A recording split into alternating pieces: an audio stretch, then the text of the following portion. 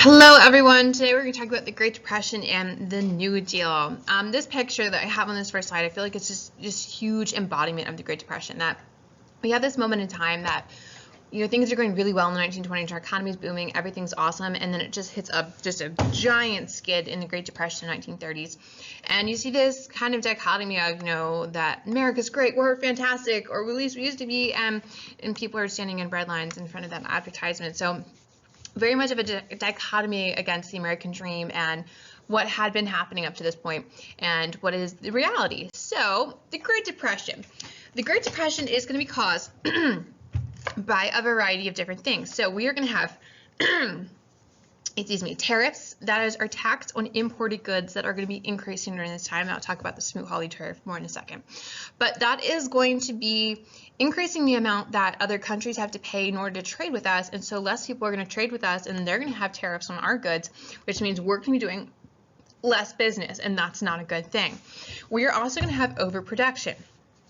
So during World War I and during the Industrial Revolution, we learned to make stuff really fast, really efficiently. Remember how I said we used to be like the China of the world and everyone bought their stuff from us? Well, we are going to keep overproducing. And the funny thing about overproduction is then that makes prices cheaper. And when we make prices cheaper, that means you're making less money. And then the instinct then is just to keep producing more stuff because you want to keep making more money, but that doesn't work.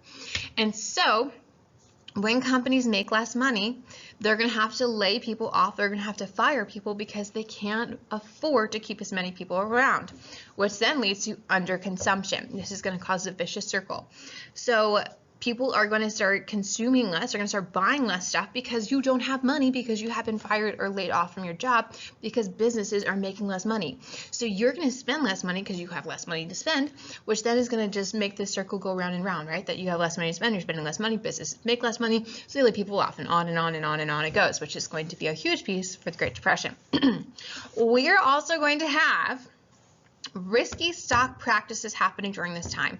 So pretty much stock market is like legal gambling, right? That you're going to decide that, hey, I'm going to invest $2 in that coffee company, and hopefully in 6 months, a year, 10 years, 20 years, whatever, when I decide to sell it again, it's going to be worth more than the money I invested. But that's like gambling. We don't know what's going to happen.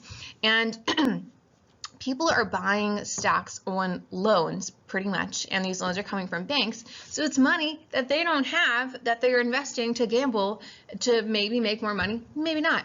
So then you're going to have that there is going to be, and on October 12th, there's going to be a decline in the stock market. And when there's a decline in the stock market, people start to freak out and they start to just unload their stocks, right? People who are bought their stocks on loans and margins are going to be freaked out, so they're going to sell their stocks. And when they sell their stocks, it's going to hurt the companies if they sell a lot at one time. And so that is going to cause the stock market to go down and down and down. And then it's just going to hit a huge plummet October 29th, 1929, also known as Black Tuesday. That's when the stock market crashed. That just everyone unloads their stocks. It's going to hurt businesses. Bad, bad, bad all around. But this is also going to hurt banks because banks have loaned out this money for people to go invest in the stock market. And this risky practice then is going to freak out people who have their money in banks. And so if you've ever seen It's a Wonderful Life, and that scene when George and his wife are about to go on the honeymoon, that is the stock market crash. So then people are going to rush into the banks to get their money out of the bank because they're scared that because your money's not insured, that your money's just going to go away. And so banks shut down in order to either to preserve the money they have in the bank, or they literally go out of business. The bank goes out of business. So then this is really going to be insulated to begin with. Like, not everyone's invested in the stock market. It's only about like 23% of the American population at this point is invested in the stock market. So it isn't affecting that many people to begin with. But then it is going to just mushroom outward, that it starts with a small part of the population, but it affects everything else because all the domino effects is going to come in to be these different parts of the population, and it affects everybody else. So the Great Depression is this period in American history where our economy just absolutely bottoms out, and it's going to be high unemployment, and business is not doing so well. So like production within the next 4 years after the stock market crash, between like 1929 and 1933, production falls by 37%, construction falls by 78%. Unemployment at the peak of the Great Depression, 1932, is going to nationally reach 24%. And just to put that in perspective, people in politics freak out now when unemployment reaches anywhere from like 5 to 7%. So 23% is insane. But some places in the nation, it's going to go as high as 50%. And even the people who aren't unemployed, you're going to have people who are going to be bartering instead of getting money for the jobs they're doing. If you ever read To Kill a Mockingbird, where Atticus is going to be accepting coal and food and that kind of stuff for doing lawyer work instead of money. Very common for this time that people are going to be accepting different things for payment instead of a paycheck. And you're also going to see people who have, higher training. They're going to be working underpaying jobs. People who are college educated, they're going to be working on the coal mines because they're literally looking for any job to pay the bills in order to get food on the table. Birth rates are going to drop in response to this because people just don't have money to have kids, and so they're not having kids. And people who are going to be affected by the Great Depression, which is literally everybody, except for maybe like your very high tiers of society, your upper classes of society that are very rich to begin with and don't feel the effects of it. Everyone else is middle class, working class, lower class, even upper middle class is going to feel this. They're going to be turning to private charity. They're going to be going to breadlines. They're going to be going these different places to try to get the food on the table, try to get the bills paid, because there is no public system at this point for people to, file for unemployment, to get welfare, to get Social Security, whatever. But you need to keep in mind, as we talk about the welfare state and as we talk about these different things, oh my gosh, I'm still on the first slide, that there is this kind of American identity piece, and there's different opinions on this, so keep that in mind, that there is this kind of piece in our foundation of the United States of that kind of Protestant work ethic, that Puritan pride, that you are going to work for what you have and you aren't just going to be given handouts. And so a lot of people do not accept these handouts and do not want to go stand in a breadline. It's very demeaning to them. And so they don't want to. And so a lot of people would rather, work any job humanly possible for 2 cents a day to try to get some food on the table and pay the electric bill than try to accept a handout. This is going to hurt women and African Americans the most, so because the adults that are going to go out and try to get jobs, because white men are going to be given the priority because they're viewed as the breadwinners of their family, and we still have Jim Crow laws at this point. And so it's going to hurt our women and our African Americans much more because they'll be barred from potential employment over white men. Okay. So Herbert Hoover is going to be elected in the 1920s, and he's going to be elected in 1928 on those promises of the 1920s, economy's going great, little government involvement, it's going awesome, why would we change anything that's happening? And then the Great Depression hits, and Herbert Hoover does not respond so good. So he is going to have 2 American traditions that he's going to call upon in order to respond to the Great Depression. So he's going to say that economic outcomes are the product of individual character. And he's so pretty much like, hey, you did this to you. You made these choices. You decided to buy that washing machine on credit. You decided to do that. And then you weren't able to pay the bills. And guess what? Here you are. And you do need to remember that Herbert Hoover was an orphan. And so I feel like a lot of the ways that he approaches the Great Depression to begin with are kind of back to his own personal narrative and the personal life he led. And that's kind of like why he reacts the way he does. And he's also going to say that business can regulate itself, that the economy goes through, ebbs and flows, and it will just work its way back out, right? That through American history and the economy, that it just kind of goes up and down over time. But in the Great Depression, it hits a really far down, way far down than ever before. And everybody was like, nah, it's fine. Americans, you just remain confident. It'll be no big deal. But it just gets worse and worse and worse and worse. And Herbert Hoover just continues to really not do much. And people are going to start naming their shanty towns, their homeless villages after him. Hoovervilles, and then the blankets they have of newspapers, Hoover blankets, that, not too impressed with him and what he's doing. He does, by the end of his presidential term, start to try to take more government action. If you ever heard of the Hoover Dam, that is going to be the government action that's going to be taken trying to create jobs for people that are jobless at this time and trying to help them get food on the table and get bills paid. So another big action that Herbert Hoover is going to take is the Smoot-Hawley tariff. That is going to be named for the 2 senators that passed it. And it is going to raise the tariff. It's going to be passed in 1930. Raise the tariff on imported goods up to like 40%, which is insane.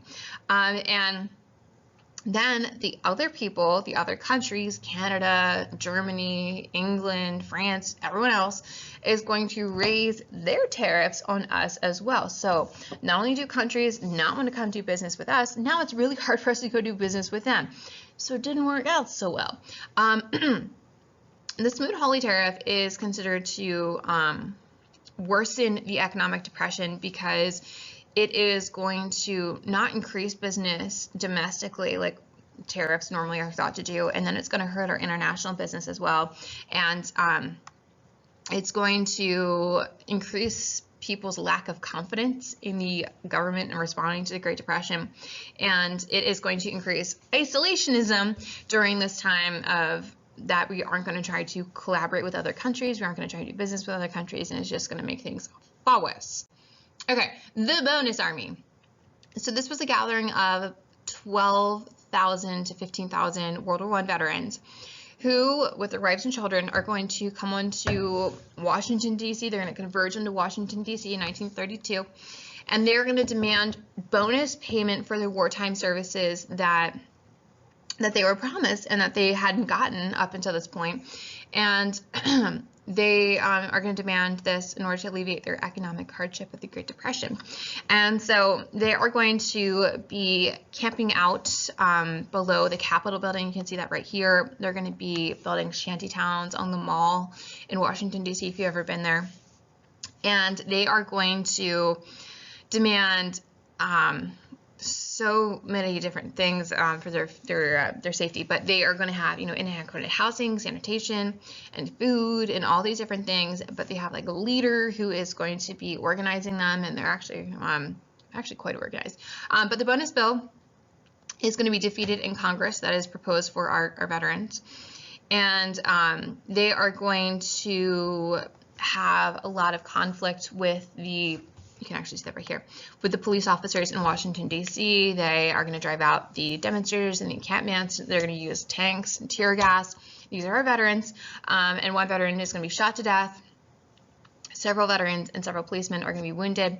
And then that Congress is going to appropriate $100,000 to send the protesters home.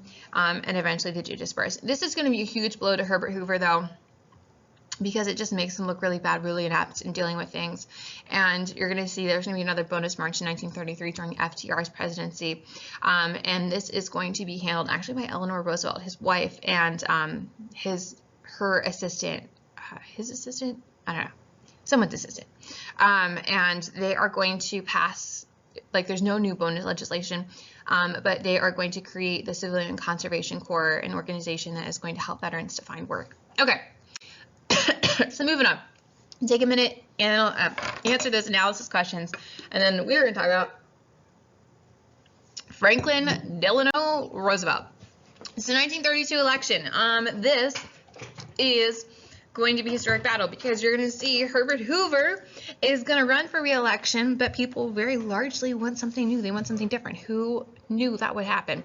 And he's going to be running against Franklin Delano Roosevelt, and Franklin Delano Roosevelt is going to focus on this vision of big solutions to these problems of the Great Depression, and that the government's help is needed in order to propose these big solutions. Herbert Hoover is going to lose by a landslide, and FDR is going to have a huge margin of winners. He's going to get the workers' vote, coal miners' vote, immigrant vote, and he's going to win. And I always think of this moment when they are going to the inauguration, the old president and the new president sitting in the same car. Oh, it must have been so awkward because Herbert Hoover ran against FDR, and like they're riding all through Washington, D.C. in this parade, and it could have been him. Okay, so FDR is going to usher in a whole new presidency because he is really focused on making the government much larger in order to respond to the pressures of the Great Depression. But he's also going to be more connected and more focused on kind of tying into your average everyday American. And one of the ways he does that is these fireside chats. And fireside chats are a series of 30 radio talks that FDR is going to give between 1933 and 1944.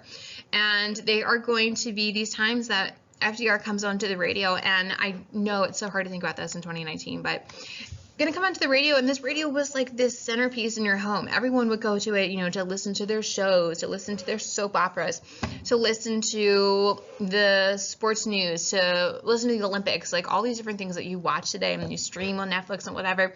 Think of it as the radio, and think of it as like kind of your family time, and you all get together and listen to the radio.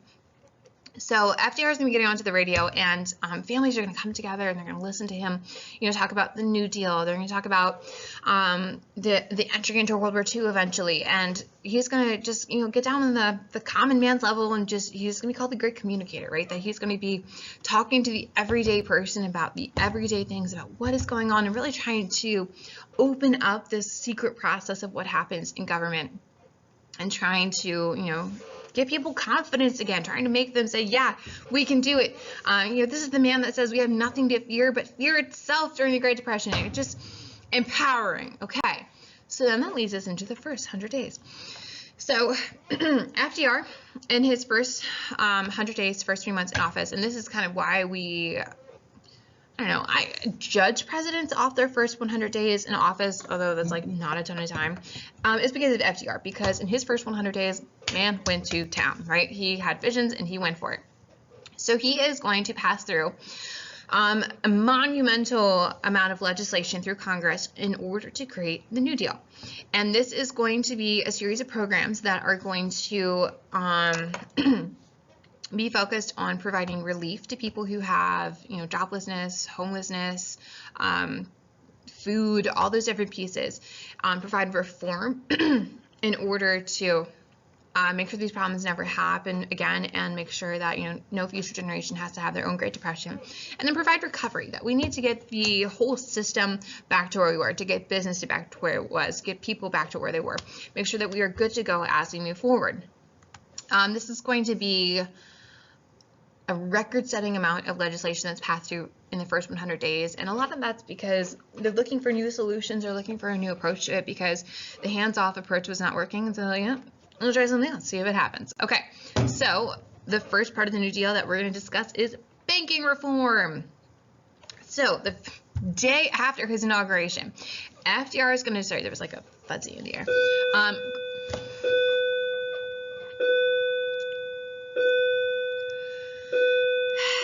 going to declare a bank holiday so that all banks have to be closed.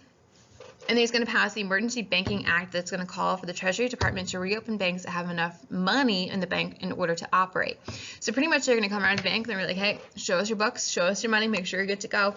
Once you're good to go and you have our stamp of approval, you can reopen and you can keep doing business. If you don't have enough money, let's get you in order, let's make sure you're good to go and get you reopened. This is going to help to ensure that the banking system is stable enough to operate. We also have the Glass-Steagall Act that is going to create the FDIC, the Federal Deposit Insurance Corporation. So if you ever go into a bank today and you'll see this like little FDIC signal on stuff, that is going to ensure up to $2,500 of what you put in the bank is insured, that it can't go away. It just won't go poof out of nowhere.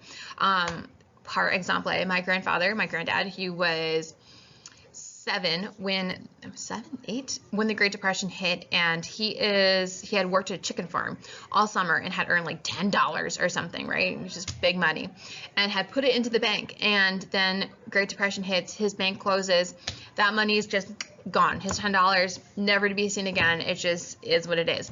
But that's not the way it is anymore. You can trust banks. That's why people sometimes from the Great Depression, who grew up in the Great Depression, don't trust banks and would put their money like in weird places around their house. Not that my granddad is like that. Is that's going to prohibit banks from making risky investments, so you can't give people loans to go invest in the stock market. And it is going to lower interest rates. They are going to remove the gold standard from the U.S. Treasury. So really trying to help stimulate the economy and trying to make sure the banking system is good to go. So then we have agricultural reform. So like I talked about with overproduction, this causes of the Great Depression, our farmers really suffering because they are overproducing and their prices are dropping, just like this cartoon is suggesting. And that's going to be hurting them in the long run. And then they also have this thing called the Dust Bowl happening at this time.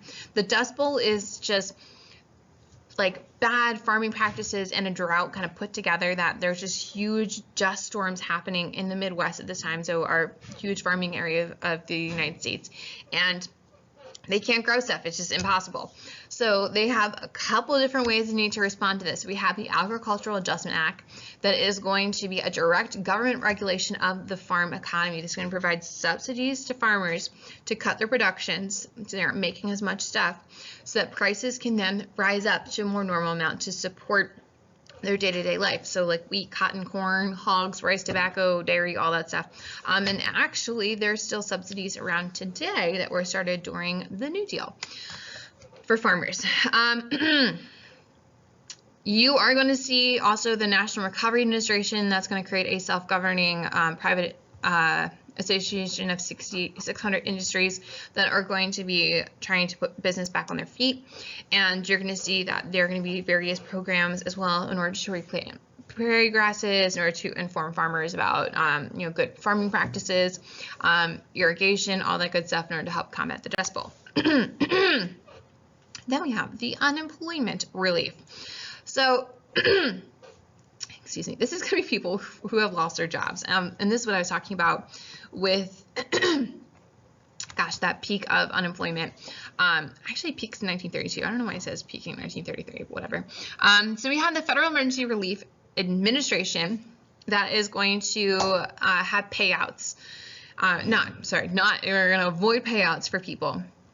And then instead they're going to put people to work, that they're going to create these different projects and jobs across the United States that are going to put people to work as Protestant work ethic, that people want to earn their money. And so they're going to be going out and they're going to be, building bridges, building highways, building schools. They're going to be building theaters, whatever, for the public good, that they're then going to work that job and get money. So this is going to be like the Public Works Administration, the Civil Works Administration, and what I talked about with the bonus army of the Civilian Conservation Corps. So then we have the housing crisis. So people, because you can't pay your bills, you can't pay your mortgage, are going to be kicked out of your home. You can't, not pay your rent. They don't really like that too much, and they'll kick you out. So one way to combat this is going to be the Homeowners Loan Corporation.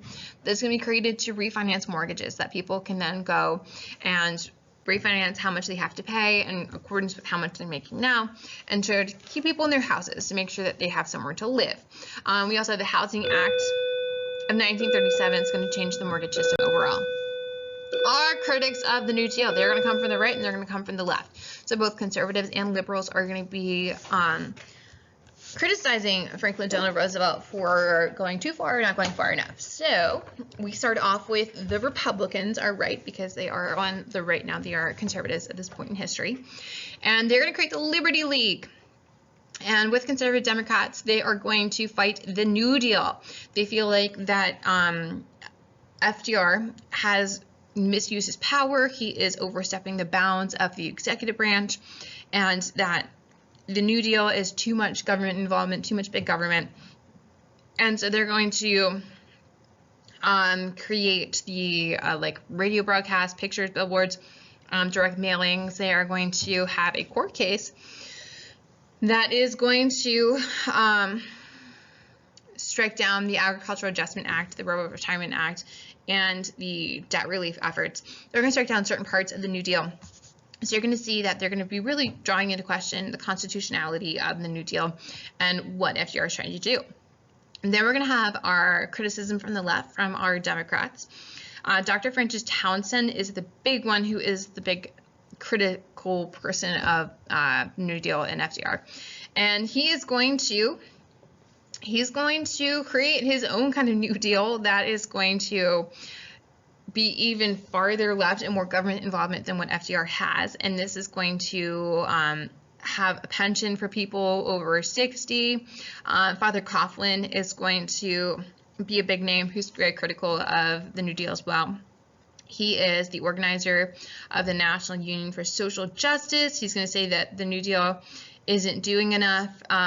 Senator Huey Long is going to become critical of the New Deal because he wants to have an equal distribution of wealth and a 100% tax on all income over $1 million. And so you're going to see that there are people, who are going to feel the New Deal is going too far, and people who feel like the New Deal is not going far enough. Can't please everybody, right? Okay, so then we have this rise of the welfare state. Okay, so welfare is help that is provided for people who have personal or social problems, and these are going to be welfare benefits, services, programs, etc. The welfare state then is then referring to a system in which the government provides money, medical care, whatever else for the unemployed, the ill, or for people who are too sick to work. This is going to be created during this time. Never before have these things been provided by the government. Never before have people looked to the government for these services. These were things that were either provided by your family members, or provided by local private businesses, or just like you went without. So there's going to be a new expectation, a new idea of how the government works and how that's involved.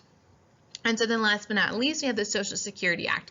This is the biggest, longest lasting piece of the New Deal, and arguably something that has been quite contentious over time. So Social Security Act, you all, when you were born, should have received, if you're an American citizen, a Social Security card, which will have your Social Security number on it and your name, and that recognizes you as a person in the United States. And this was passed in 1935, and this is going to guarantee retirement payments for enrolled people, that once you turn 65, so much of your top earning years then is going to be given back to you when you retire. And it's also going to set up a federal state system for unemployment insurance and care for dependent mothers and children, the handicapped, and public health and just in general. So this is something that gets debated quite a lot, of like how much Social Security costs versus how much we're like putting into it, and just all these different pieces, because it helps a lot.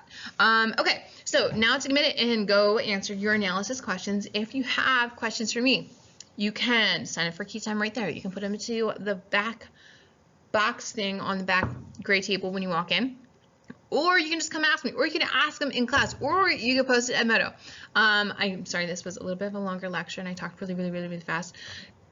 So seriously, if you have questions, just come ask me and I will clarify anything and everything you didn't understand. Hope you enjoyed this fantastic lecture.